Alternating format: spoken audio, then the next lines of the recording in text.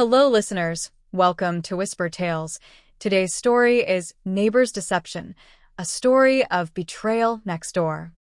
When Daniel Hayes moved into Maplewood Estates, he thought he had finally found peace. The quaint suburban neighborhood was the perfect place for a fresh start, until he met his neighbor, Mr. Victor Langley. Victor, a man in his late 50s, was charming on the surface, always flashing his too-white smile, offering unsolicited advice, and pretending to be the neighborhood's unofficial leader.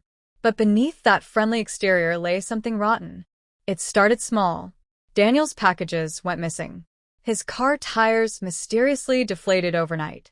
The HOA suddenly sent fines for violations he hadn't committed.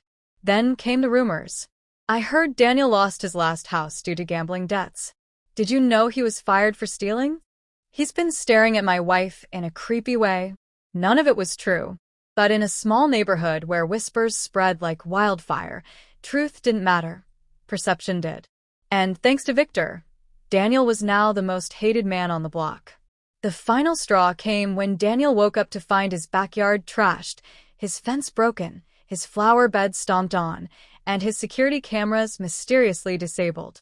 It was a clear message: get out. You're not welcome here. Daniel clenched his fists. He had tried to ignore, reason, and even befriend Victor, but none of it worked. If Victor wanted a war, he was about to get one. Daniel spent the next week watching, waiting, learning. Victor was sloppy. He loved control, but he had secrets too. And Daniel was going to expose them all. Step 1. Gather proof. Daniel installed hidden cameras, this time, inside fake birdhouses and under his porch. Step 2. Bait him. He left a fake letter in his mailbox, one that revealed he had inherited a massive fortune from a distant uncle. Victor, as expected, snooped through his mail. Step 3. Set the trap. Now, all Daniel needed to do was wait for Victor to self-destruct. One evening, Daniel sat on his porch as Victor casually strolled over, grinning. "Daniel, my friend, I heard the good news about your fortune. Quite the windfall, huh?" Daniel smirked. "Yeah. Life-changing money. I just hope no one tries to take advantage of me." That night, Victor made his move. At 2 a.m., he snuck into Daniel's backyard. The cameras caught everything: Victor digging up his garden, searching for valuables, then breaking into Daniel's garage. But the best part? Victor's fingerprints were all over the missing items Daniel had already planted inside the garage as bait. The next morning, Daniel called for a neighborhood meeting. Everyone gathered on Victor's perfectly manicured lawn, eager to hear what the troublemaker had to say. "I know some of you don't trust me," Daniel started, "but let's talk about the real problem in this neighborhood."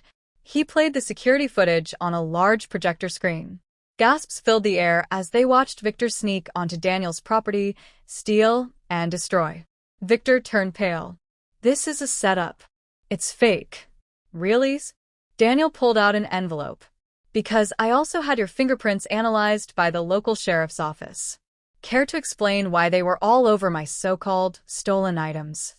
The crowd turned against Victor instantly. "You always acted like you were better than us. How many people have you screwed over?" "You're a fraud, Victor." Victor tried to defend himself, but his power was gone. The HOA stripped him of his influence, the police investigated him for trespassing, and the neighbors shunned him completely. A month later, Victor Langley's house went up for sale. And Daniel? He enjoyed his peaceful new life in the neighborhood. Before Victor left, Daniel left him a note in his mailbox.